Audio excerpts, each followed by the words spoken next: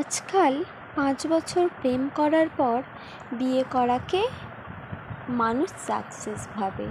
অমুকে এতদিন প্রেম করে বিয়ে করেছে, অমুকে এত কষ্ট এত স্যাক্রিফাইস করে বিয়ে করেছে, কত জোশ তারা।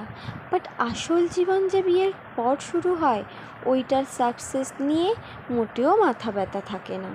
ফলে দেখা যায় যে বিয়ের পর মানুষ যখন বলে 5 বছরের ভালোবাসা আজকে সার্থক হলো, পরে ঠিকই 2 বছর পর ডিভোর্সের মাধ্যমে তাদের সোকল সার্থক ভালোবাসার সমাপ্তি ঘটে। বিয়ের আগে ভালোবাসায় কোনো কৃতিত্ব আমি খুঁজে পাই না, কারণ ওই টাইমে আবেগ থাকে, সৌন্দর্য থাকে, শক্তি সামর্থ্য থাকে, আকর্ষণ থাকে, হরমোন থাকে। দায়িত্ব বলতে ফোন করা মিট করার মধ্যেই সীমাবদ্ধ থাকে। এই কন্ডিশনে প্রেম করতে ভালোবাসতে কোনো হিউম্যান কোয়ালিটির দরকার হয় না, সবাই পারবে।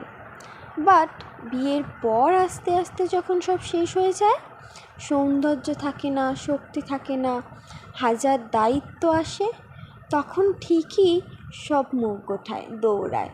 ওই টাইমে কে ভালোবাসতে পারে, কে সাকসেসফুল হয়, ওইটাই দেখার বিষয় বলে আমি মনে করি। Marry the girl you love কথার চেয়ে love the girl you marry এর গুরুত্ব এবং করতে পারাটা অনেকটা কঠিন, অনেকটা বেশি আমাদের প্রত্যেকের জীবনে প্রয়োজন।